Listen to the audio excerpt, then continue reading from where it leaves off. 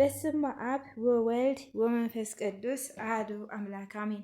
ሰላም ውድና የተከበራችሁ ቤተሰቦቼ እንዴት ናችሁ? ደህና ናችሁ? ከኛ ጋር ሁሉ ሰላም እግዚአብሔር ይመስገን። ዛሬ ደግሞ በአዲስ ርዕስ መጥቻለሁ ማለት ነው። ሁላችሁም ላይክ፣ ሰብስክራይብ፣ ሼር እያደረጋችሁ አበረታቱኝ። ለምታበረታቱኝ ወገኖቼ ከልብ አመሰግናለሁ።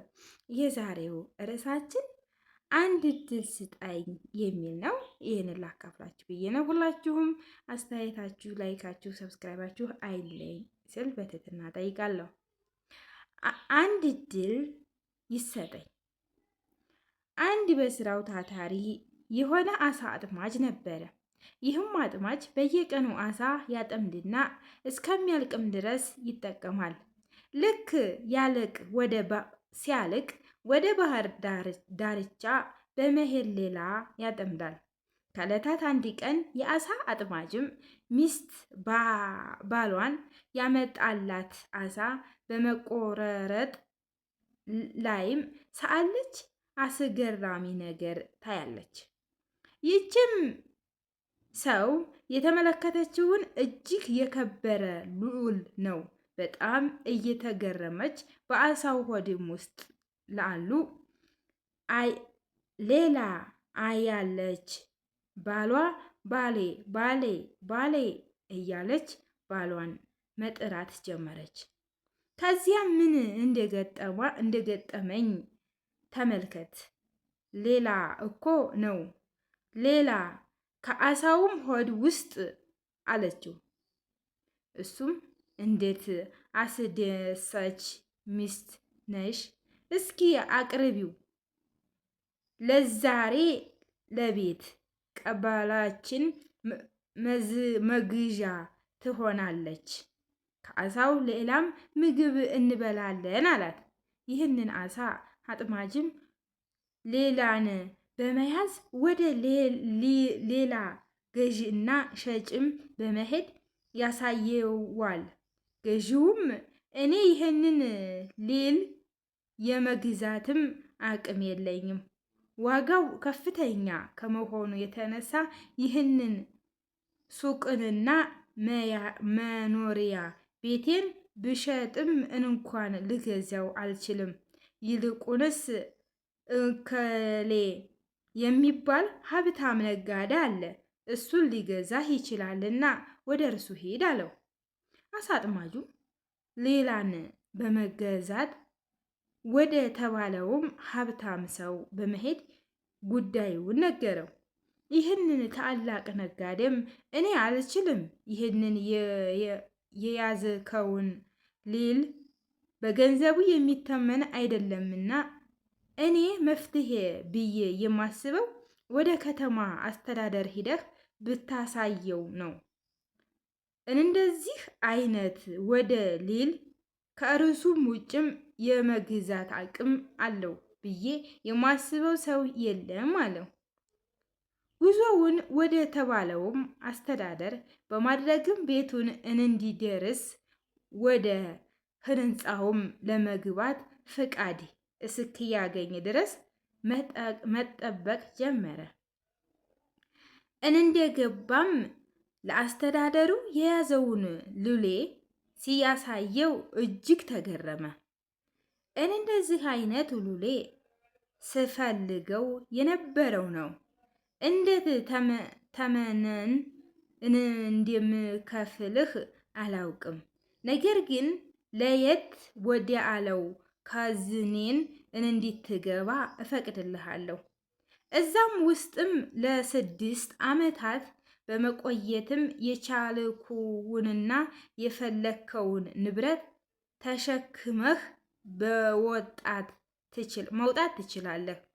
ይህንን እንግዲህ የሌልህ ክፍያ ነው በማለት ወደ ካዝናውም እንዲገባ ጋበዘው። አሳ አጥማጁ አለቃዬ ሆይ 6 ዓመት እንደኔ ላለ አሳ አጥማጅም በጣም ብዙ ነው። እንዲው 2 ዓመት ብታደርግልኝ ሲል ጠየቀው። አስተዳደሩም በጭራሽ አይሆንም፣ 6 ዓመት ሙሉ ከካዝናዬ የፈለከውን የምትችለውን ያህል ይዘህ መውጣት አለብህ አለው። አሳ አጥማጁ ወደ ካዝናው ሲገባ በጣም የሚያስደንቅ ሁኔታ ተመለከተ። በሶስት የተከፈለ ሰፊ ክፍል፣ አንደኛው ክፍል በአልማዝ በወርቅና በተለያየ ጌጦች የተሞላ ክፍል ነው። ሁለተኛው ክፍል ለመተኛት ምቹ የሆነ ለየት ያለ ፍራሾች ያሉበት ክፍል ነው። ሶስተኛው አጠቃላይ የሚፈልገውና ወደ ውድ የሆነ የምግብ የመጠጥ አይነቶች የተሞላ ነው። አሳ አጥማጁ ከእርሱ ጋር መነጋገር ጀመረ። 6 ዓመት እንደኔ ላለው ውሃ አሳ አጥማጅ በጣም ብዙ ነው። በዚህ 6 ዓመት ምን ማድረግ አለብኝ? ጥሩ፣ በሶስተኛው ክፍል ባሉት ምግብ እና መጠጥ መጀመሪያ አለብኝ። ምክንያቱም ብዙ ወርቅ ለመሸከም የሚያስችለኝን ኃይል አገኝበታለሁና በማለት ወደ ሶስተኛው ክፍል በመሄድ መብላት ጀመረ ይላል። ይበልጥ ይጠጣል። ከ6 ሰዓታት በመብላት ሁለቱንም ሰዓት ተጠቀመ።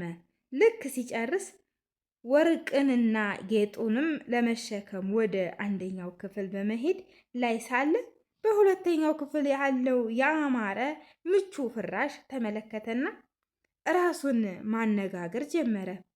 አሁን በጣም ጠግቤያለሁ። ለምን ትንሽ በመተኛት በደንብ ለመሸከም የሚያስችለኝን እረፍት አልወስድም? ይህንን እድል ደግሞ አላገኘውምና አለ። አበላሸዋለሁ በማለት ወደ ፍራሹ በመሄድ በጀርባው ተዘረጋ። በጣም ጭልጥ ያለ እንቅልፍ ወሰደው። ከተወሰነ ሰዓት በኋላ ተነስቶ ተነሳ ቁም አለው።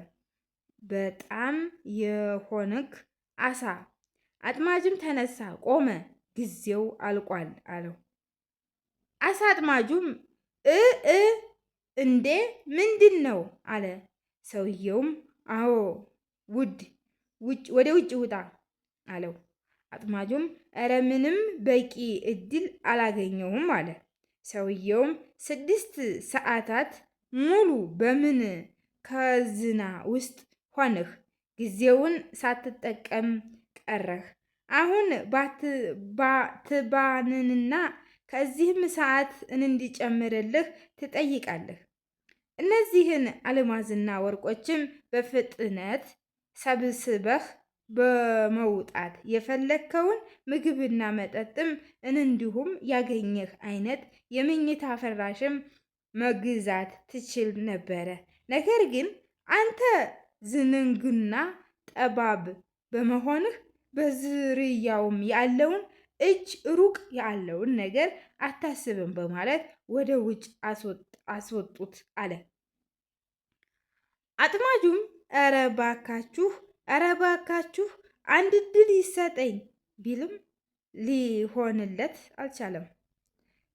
ታሪካችን አለቀ። በውስጡ ያለው ትምህርት ግን አላለቀም። ልብ በሉ፣ ይህንን ሰውዬ እጅግ የከበረ ጸጋ ተሰጥቶት አልተጠቀመበትም። ባላቸው ጊዜውም ምግብንና መኝታን ተታሎ ጥቅሙን አጣ።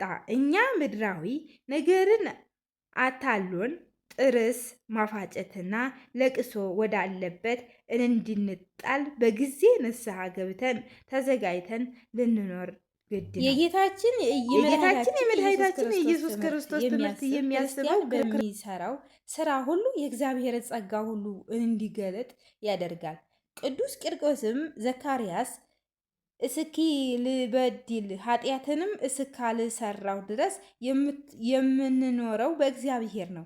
ቅዱስ ቆርኔሌዎስ ዘካርያስም የእግዚአብሔርን ቃላት የነፍስም ሙቀት ያድሳል እንዲታደርግም ከፈለገ የእግዚአብሔር ቃላት እንደ ሕፃን ልጅ መጠባት አለብህ።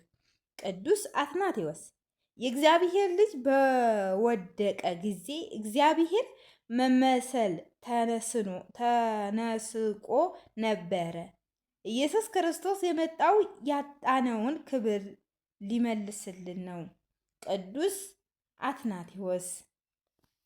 ውድና የተከበራችሁ ቤተሰቦቼ አንድ እድል ይሰጠኝ የሚለው ትምህርት ይሄን ይመስል ነበረ። እንግዲህ መልካም ነገር እንደተማራችሁበት ተስፋ አደርጋለሁ።